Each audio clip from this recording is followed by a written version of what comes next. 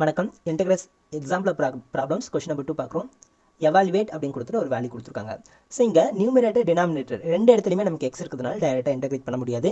நான் parametric form use பண்ணிக்கிறேன். So அப்போ b square plus c square x square வந்து நான் டீன்ற வேற ஒரு வேரியபிளாக கன்வெர்ட் பண்ணிக்கிறேன். இப்போ நமக்கு டிஎக்ஸோட வேல்யூ வேணும். இந்த எக்ஸோட வேல்யூவும் கண்டுபிடிச்சி இதில் அப்ளை பண்ணால் எல்லாமே டீன்ற வேரியபிளுக்கு கன்வெர்ட் ஆகிடும். ஸோ ஃபஸ்ட் இதை டிஃப்ரென்ஷியேட் பண்ணிக்கலாம். இங்கே பி ஸ்கொயர் கான்ஸ்டன்ட் அப்படியே விட்டுடும், 0 ஆகிடும், விட்டுடலாம்.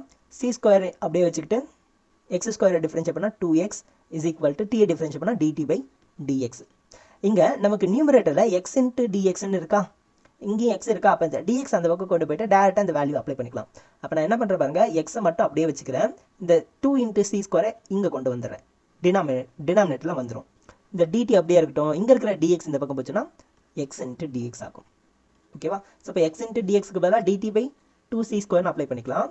B square plus c square x ஸ்கொயருக்கு பதிலாக டீன்னு அப்ளை பண்ணிக்கலாம். ஸோ இப்போ கொஸ்டினில் நீங்கள் கொஸ்டின் ஒரு மாதிரி எடுத்து எழுதிக்கோங்க. இன்டெக்ரல் இந்த 3a அப்படியே இருக்கட்டும் டிவைடட் பை இந்த எக்ஸ் இன்ட்டு டிஎக்ஸுக்கு இங்கே அப்ளை பண்ணிக்கலாம்.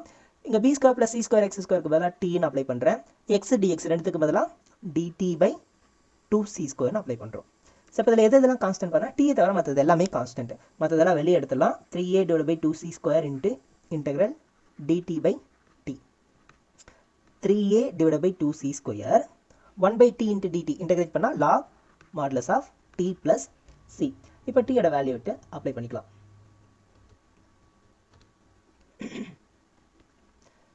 3a divided by 2c square into log modulus of b square plus c square x square plus c. இதுதான் நமக்கு தேவையான ஃபைனல் ஆன்சர். தேங்க்யூ.